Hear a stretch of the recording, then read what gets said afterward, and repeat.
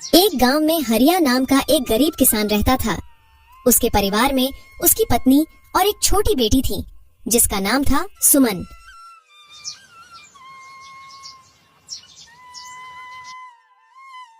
हरिया की अपनी कोई जमीन नहीं थी, इसलिए वह दूसरों की जमीन पर खेती करता और जो कुछ पैसे मिलते उससे अपने घर का गुजारा करता था। पिछले कुछ दिनों से हरिया को गांव में कहीं भी काम नहीं मिल रहा था, जिससे वह बहुत परेशान था।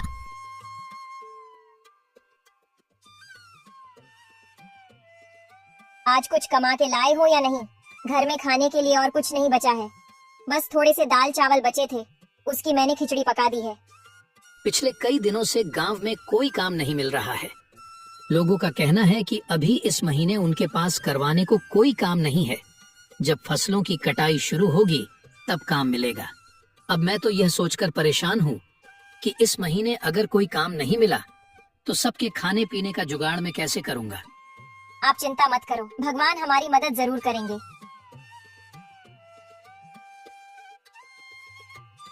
पापा, इस बार गांव में जो मेला लगेगा उसमें आप मुझे गुड़िया दिलाओगे ना? अगली बार तो आपने यह कहा था कि अभी मैं बहुत छोटी हूँ, अगले साल तक मैं बड़ी हो जाऊंगी। अब तो मैं बड़ी हो गई हूँ, तो अब तो मुझे गुड़िया दिलाओगे ना? हाँ बेटा, इस साल मैं तुम्हें जरूर गुड़िया दिलाऊंगा। अब चलिए खाना खा लीजिए, ठंडा हो रहा है।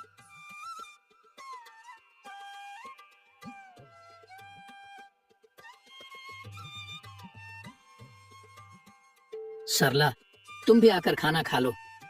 जी, आप खा लीजिए, मैं थोड़ी देर बाद खा लूंगी। हरिया और उसकी बेटी दोनों खाना खा लेते हैं। तभी उनके दरवाजे पर एक संत की दस्तक होती है। कोई तो कुछ खाने को दे दो, भगवान तुम्हारा भला करेगा। संत की आवाज सुनकर हरिया और उसकी पत्नी बाहर आते हैं। बेटा, क्या तुम्हारे पास खाने को कुछ है? बाबा, हमारे पास तो खुद के खाने के लिए भी ठीक से खाना नहीं हो पाता। हम आपको कहाँ से देंगे? थोड़े से खिचड़ी पकाई थी, वह भी मैं अभी खा लिया हूँ। अब हमारे पास कुछ भी नहीं है। रुकिए बाबा, अभी मेरे हिस्से का खाना बचा हुआ है, मैं अभी लेकर आती हूँ। पर सरला, तुम अगर यह खाना बाबा को दे दोगी तो तुम क्या खाओगी? बर्तन में तो बस थोड़ी से ही चावल बचे हैं। आप इसकी चिंता मत कीजिए, मैं भूखी रह लूंगी, लेकिन अपने घर के आंगन से मैं किसी संत को भूखा नहीं जाने दे सकती, इससे मुझे पाप लगेगा। ठीक है सरला, जैसी तुम्हारी इच्छा।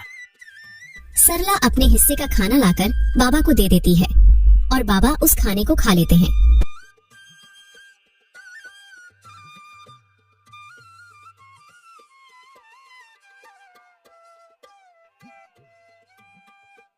बेटा, तुमने मेरी भूख मिटाई है, मैं तुम्हारा बहुत आभारी हूँ। एक भूखे व्यक्ति को खाना खिलाना सच में पुण्य का काम होता है, और यह पुण्य तुमने आज कमा लिया है बेटी। मेरे पास तुम्हें देने को कुछ नहीं है, लेकिन यह एक अंगूठी है, इसे अपने पास रखो, ये तुम्हारी बहुत मदद करेगी। पर याद रखना, रात के समय इसे मत पहनना, रात में इसकी शक्ति बढ़ जाती है जो तुम्हारी उंगली सहन नहीं कर पाएगी। धन्यवाद बाबा, हम आपकी आज्ञा का पालन करेंगे।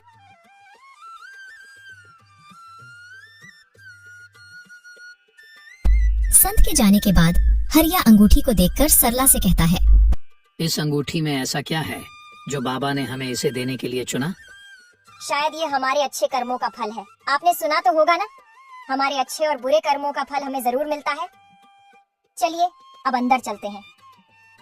पर सरला, अपने हिस्से का खाना तो तुमने बाबा को दे दिया, अब तुम क्या खाओगी? काश हमारे पास थोड़े से और चावल होते। जैसे ही हरिया यह बात कहता है, अंगूठी में एक चमक सी उठती है और हरिया के सामने तुरंत एक चावल की प्लेट आ जाती है। सरला, यह देखो, जैसे ही मैंने चावल का नाम लिया, यहाँ चावल प्रकट हो गया। यानी कि यह अंगूठी सच में जादुई है, इससे हम कुछ भी खाने को मांग सकते हैं। अरे वाह, ये तो बहुत अच्छी बात है। तो आप इससे थोड़ी पूरी सब्जी मांगे ना, मेरा काफी दिन से पूरी सब्जी खाने का मन कर रहा था। ठीक है सरला, मैं अभी मांग कर देखता हूँ। हे अंगूठी, हमें थोड़ी सी पूरी सब्जी दे दो। हरिया के कहते ही फिर से अंगूठी में एक चमक सी उठती है और हरिया के सामने पूरी सब्जी की प्लेट आ जाती है। उसको देखकर सरला और हरिया बहुत खुश हो जाते हैं। अरे वाह, कितने दिनों बाद आज पूरी सब्जी देखने को मिली है। चलो अब हम सब बैठकर इसे खाते हैं। ऐसे वह सभी उस दिन भर पेट भोजन करते हैं। अगले दिन सुबह पापा, आज गांव में बहुत बड़ा मेला लगने वाला है। मैंने अपने दोस्तों से सुना था। आज आप मुझे गुड़िया दिलाओगे ना? हाँ मेरी प्यारी गुड़िया, इस बार मैं तुम्हें जरूर गुड़िया दिलाऊंगा। सरला, तुम मेरी प्यारी गुड़िया को तैयार कर दो और तुम भी तैयार हो जाओ। हम सब आज उस बड़े मेले में जाएंगे जहाँ जाने के लिए हम अक्सर सपने देखा करते थे। सभी तैयार हो जाते हैं।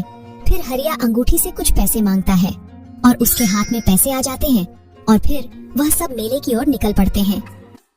उस गांव में हर साल एक बहुत बड़ा मेला लगता था जिसमें दूर दूर के गांव से व्यापारी आते थे।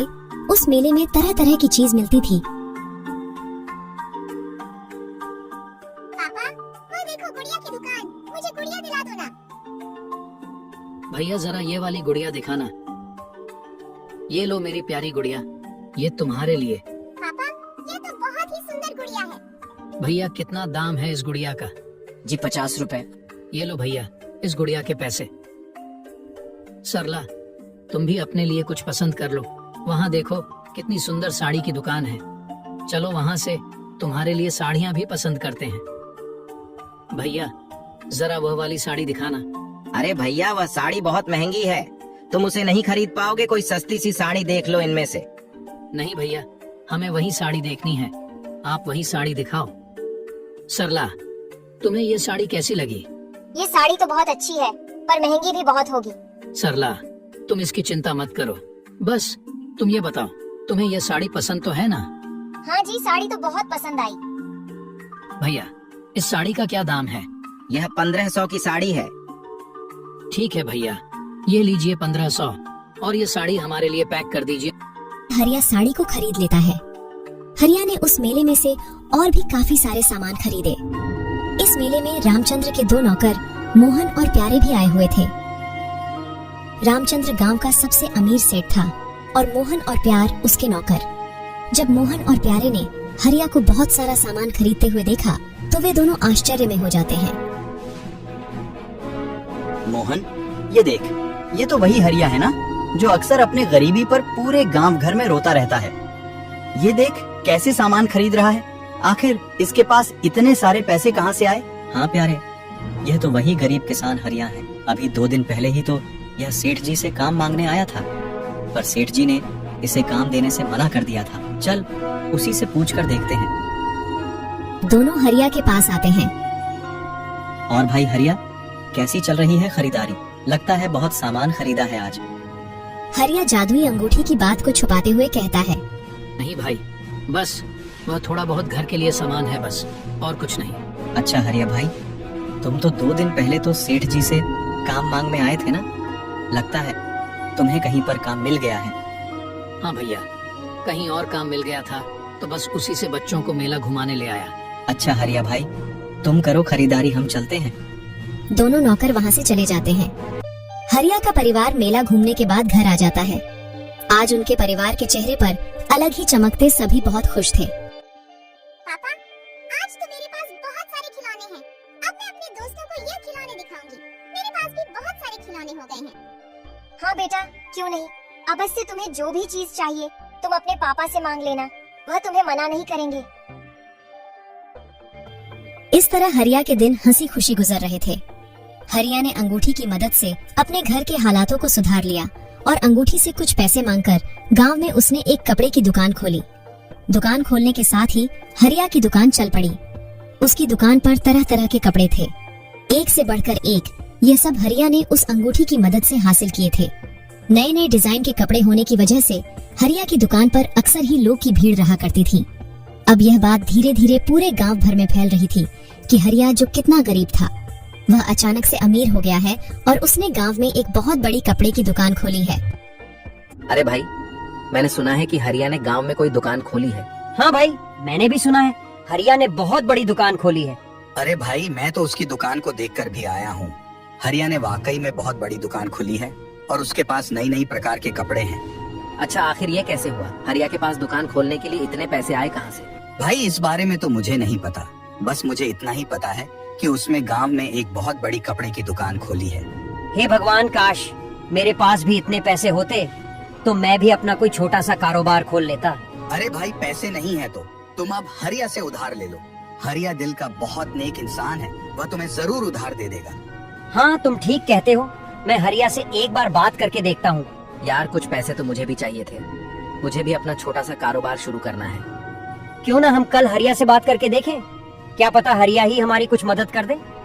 वह लोग इतनी बातें कर ही रहे थे, तभी उन्होंने देखा कि हरिया वहीं से गुजर रहा था। रामू ने हरिया को आवाज लगाई। अरे हरिया भाई, कहाँ जा रहे हो? कहीं नहीं भाई, बस तुम्हारे पास ही आ रहा था। बहुत दिन हो गए थे तुमसे मिले, सोचा तुमसे भी मिलता आऊं। हरिया भाई, मैंने सुना है कि तुमने कपड़े की बहुत ही बड़ी दुकान खोली है। हाँ भाई, बस इसी बारे में मैं तुम्हें बताने आया था। मैंने एक कपड़े की दुकान खोली है और अब उस दुकान से मेरी अच्छी कमाई हो रही है। पर तुमने दुकान कैसे खोली?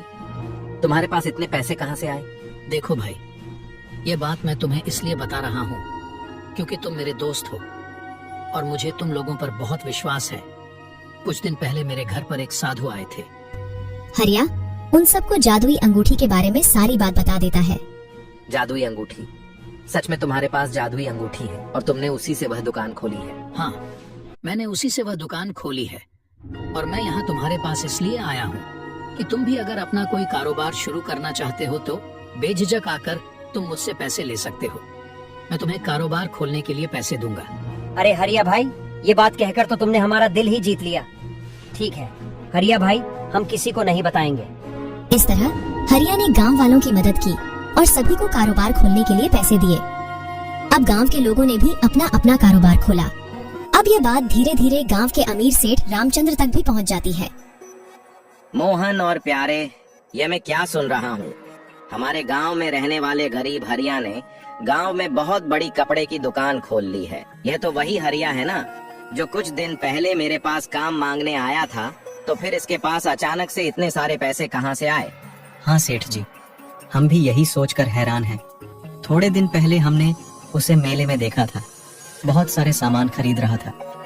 जैसे इसके पास अचानक से बहुत सारे पैसे आ गए हों और अब सुनने में आ रहा है कि गांव में उसने एक नई दुकान खोली है।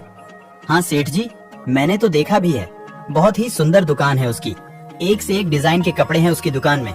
मोहन, जरा पता तो कर, आखिर उस गरीब हरिया के पास इतने सारे पैसे कहाँ से आ रहे हैं? आखिर ऐसी कौन सी लॉटरी लगी है उसके हाथ में जो कुछ ही दिन में वह इतना माला माल हो गया है? रामचंद्र के कहे अनुसार उसके दोनों नौकर अब हरिया पर नजर रखने लगते हैं। हरिया कब जाता है, कब घर आता है, इन सब पर उन दोनों आदमियों की नजर थी। एक दिन जब हरिया रात के समय घर आता है, तब में दोनों आदमी चुपके से उसके घर के पास खड़े हो जाते हैं।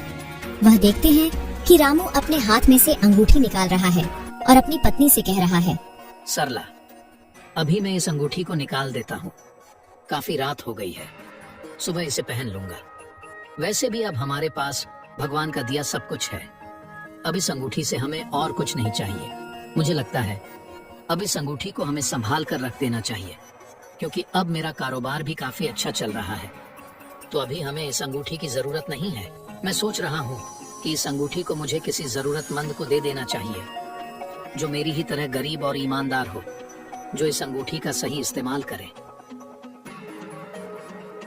हाँ जी, आप बिल्कुल सही कह रहे हैं। ये अंगूठी हमें किसी ऐसे ही इंसान को देनी चाहिए।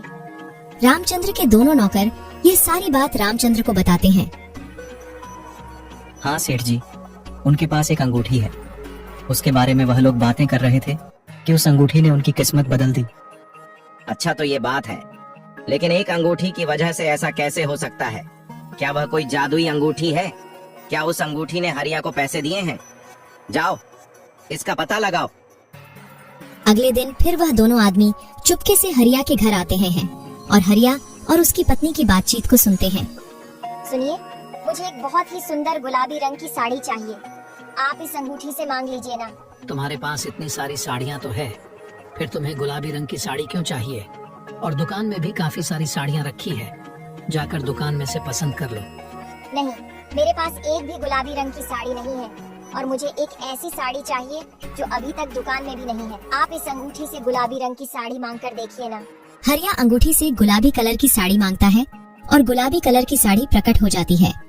यह देखकर दोनों नौकर बहुत आश्चर्य में हो जाते हैं और यह बातें जाकर वह दोनों रामचंद्र सेठ को बताते हैं। अच्छा, तो उस हरिया ने अंगूठी के सामने साड़ी बोला और अंगूठी में साड़ी निकल आई। अब तो पक्का हो गया है, वह कोई जादुई अंगूठी है। तुमने कहा था कि रात के समय वह हरिया अंगूठी को अपनी उंगली में से निकाल देता है। हाँ सेठ जी, वह अंगूठी को निकालकर अपने टेबल पर रख देता है। तो ठीक है, उस अंगूठी को हासिल करने का सबसे सही वक्त रात का है। मैं रात को ही उस हरिया के घर जाऊंगा। ऐसा सोचकर रामचंद्र रात के समय चुपके से हरिया के घर पहुंच जाता है। रात के समय वह अंगूठी का तेज बहुत ज्यादा था, वह अलग ही चमक रही थी। अरे वाह, इस अंगूठी की चमक तो देखो, कितनी जगमगा रही है। आखिरकार यही है वह जादुई अंगूठी जिससे यह हरिया अमीर हुआ है। अब मैं अंगूठी को अपने घर ले जाऊंगा और इस अंगूठी की मदद से गांव का सबसे अमीर आदमी बन जाऊंगा। यह सोचकर रामचंद्र उस अंगूठी को वहां से लेकर घर आ जाता है और उस अंगूठी को हाथ में पहनकर अंगूठी से बहुत सारे सोने के सिक्के मांगता है। हे अंगूठी, मुझे बहुत सारे सोने के सिक्के दे दो, इतने सोने के सिक्के कि मैं रातों रात अमीर बन जाऊं। जैसे ही रामचंद्र ऐसा कहता है, उसकी उंगली पर लाल निशान पड़ जाते हैं और उसे काफी जलन होने लगती है। रामचंद्र दर्द से कहराते हुए उस अंगूठी को फेंक अस्पताल की ओर भागता है। रामचंद्र अस्पताल पहुंचता है और डॉक्टर को अपना हाथ दिखता है। यह कैसे हुआ? इतनी ज्यादा चोट तुम्हें कैसे आई? तुम्हारा हाथ तो पूरी तरह से घायल है। मैं अभी इसकी पट्टी कर देता हूँ। डॉक्टर रामचंद्र के हाथों की पट्टी कर देता है और उससे कहता है, देखो, मैंने तुम्हारी पट्टी तो कर दी है, पर तुम्हारे हाथों के जख्म बहुत गहरे हैं। इसे ठीक होने में कम से कम 2 महीने का समय लग जाएगा और 2 महीने तक तुम्हें अपने हाथों का ध्यान रखना होगा। यह सुनकर रामचंद्र बहुत दुखी होता है। ये सब उस अंगूठी के वजह से हुआ है। न मैं उस अंगूठी को चुराता और न ही मेरे हाथ का यह हाल होता। इतनी जलन हो रही है मेरे हाथ में, क्या बताऊं। अगर मैं ज्यादा पैसे का लालच ना करके उस अंगूठी को ना लिया होता तो आज मेरे हाथों की ऐसी हालत नहीं होती। रामचंद्र उस अंगूठी को हरिया को वापस करने जाता है। यह लो हरिया अपनी अंगूठी। कुछ वक्त के लिए मेरे मन में इस अंगूठी के प्रति लालच आ गया था, पर इस अंगूठी ने मुझे अच्छा सबक सिखाया है। अब यह अपनी अंगूठी तुम अपने पास रखो, मुझे इसकी जरूरत नहीं। अब अंगूठी हरिया के पास वापस आ चुकी थी। सरला, अब वक्त आ गया है कि इस अंगूठी को किसी ऐसे व्यक्ति के हाथ में दिया जाए जिसको इसकी बहुत जरूरत है। हमें जल्द ही ऐसे व्यक्ति की तलाश करनी होगी। जी हाँ, आप बिल्कुल सही कह रहे हैं। अब इस अंगूठी को किसी गरीब को देने का सही वक्त आ गया है। वह लोग यह बातें कर ही रहे थे कि तभी उनके घर पर एक गरीब बूढ़ा व्यक्ति आता है। कोई तो कुछ खाने को दे दो, भगवान तुम्हारा भला करेगा। सरला बूढ़े व्यक्ति के लिए खाना लाती है। बूढ़ा व्यक्ति खाना खाता है। खाना खाने के बाद हरिया उस बूढ़े व्यक्ति को वह जादुई अंगूठी दे देता है और उस जादुई अंगूठी की सारी शक्तियों के बारे में भी बता देता है।